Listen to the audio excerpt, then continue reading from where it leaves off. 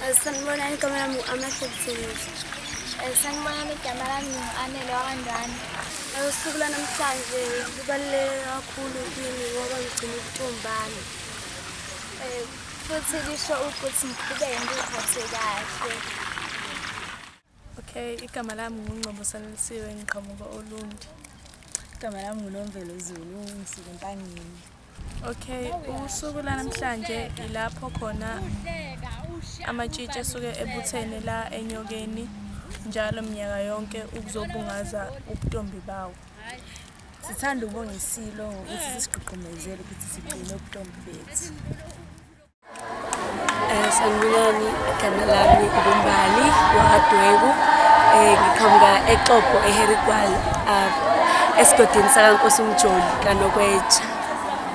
Siyathanda ukuhamba kakhulu indaba yomhlangu because iyasigqugquzelela ekutheni sizigcine siyinakekele futhi siyalithanda kakhulu isiko lethu, isintu siyazigqaja kakhulu ngaso.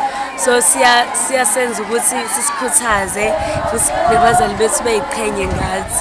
Siyayithanda kakhulu into eyenziwa isilo nokuthi sisikhuthaze sisilethe lana sizo-celebrate umntombi bethu. Ngiyabonga. Igama lami uMbali wakwaNdovela ebukhosini bakaXolo Buyani sizofina. igama lami uSandile wathi wami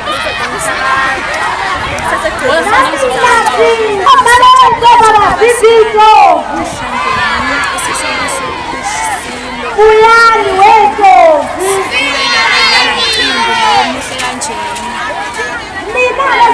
Bangifela esikoleni ngijabula kakhulu ngiyaqala umsebenzi osenzayo umuhle Sanibonani igama lami uSinethemba Isibongo kaMzileni. Ngisuka ePortshepstone isigodi Oshabeni ebukhosini kaShaba ndaba esithi. Sanibonani igama lami uNokwanda kwaMnguni ePortshepstone ngaphansi kweNkosi uShaba. Ngijabulile namhlanje futhi ngiyaqala ukuza lana ngizobona isilo. Ngizizwa ngijabulile ngalo mcimbi omuhle owenzakala namhlanje.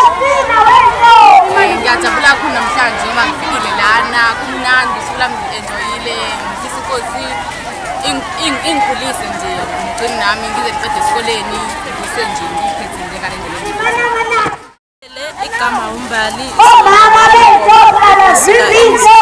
esigodini saseNdumakude. Siyazi weNdlovu. Sanibonani igama lami nguLongela wakaMnguni ngisuka ePortshepstone esigodini sakwaNdeni. Lana sijabulile kakhulu futhi kusimisela isithunzi sethu ukuthi siqhubeke siyiphathe kahle.